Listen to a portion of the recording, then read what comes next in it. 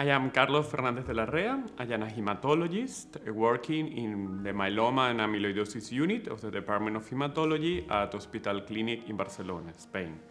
And I also the head of a research group working in immunotherapy in myeloma and also professor at the University of Barcelona. My main area of research is to develop CAR T cells for patients with multiple myeloma, particularly those with relapsed refractory disease.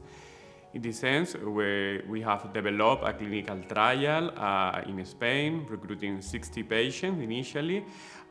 With that, we got the hospital exemption approval for the clinical use of this CAR T cell in Spain. Beyond that, we are also treating patients in the compassionate use, with now more than 150 patients treated in Spain. And we have also a translational lab also studying, for example, the factors that can be related to the response or for example, to relapse after the CAR T cell treatment, but also to develop new strategies to improve the response with a new generation of CAR T cells. Our connection with Miltenyi was several years ago when in our immunology department they started with the Prodigy system to produce the CD19 CAR T cells. With that, the platform was already set, and for sure, when we moved forward to the use of RE2H, the cells for multiple myeloma, we use the same platform. I have to say that a myeloma doctor, we started many years ago when I was probably at the end of my fellowship with the magnetic separation of CD138 positive cells, the myeloma cells, for the cytogenetic. I mean, our relationship is a very long one. We have many patients, and I think that one of the main points now, because CAR T cells, at least in hematological malignancies, and particularly in multiple myeloma and other malignant monoclonal gammopathies, are now crucial in the treatment of patients. Even they are moving forward to first line now in clinical trials.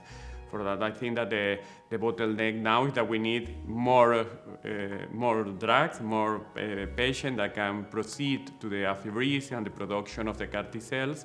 And I think that is a critical point beside the regulatory aspects, and also, of course, the price, even in academic settings, more expensive than a pill or a monoclonal antibody. We have to deal that when we are developing a clinical trial or for example, a compassionate use, that everything is going to be more expensive. One of our strategies, a key factor probably, is trying to expand the point of care strategy to try to set a production unit in every hospital that is participating in the program.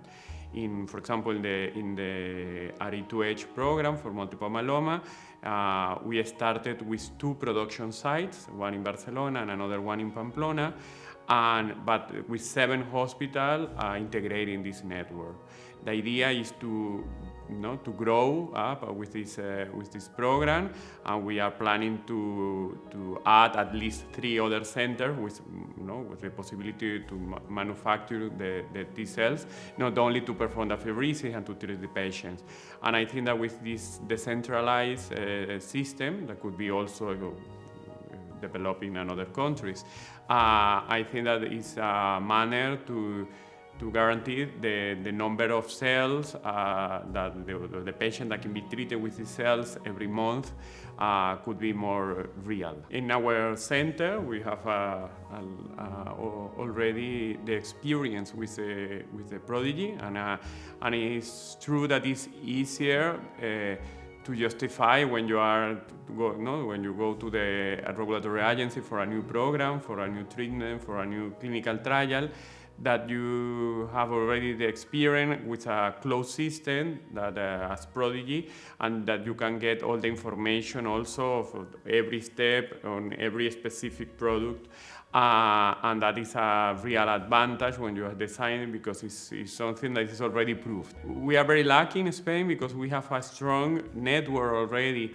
in hematological malignancies in general and in myeloma, and we have been collaborating for several projects and clinical trials, academic, and that is a real advantage in the sense of samples and a network.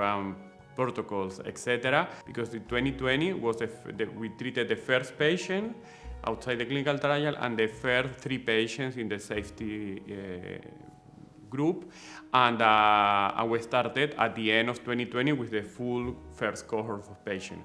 I think that if we can, if we were able to beat the pandemic, I think that we can work together for many years. We have to work together. Not only we have to work together in order to improve this field.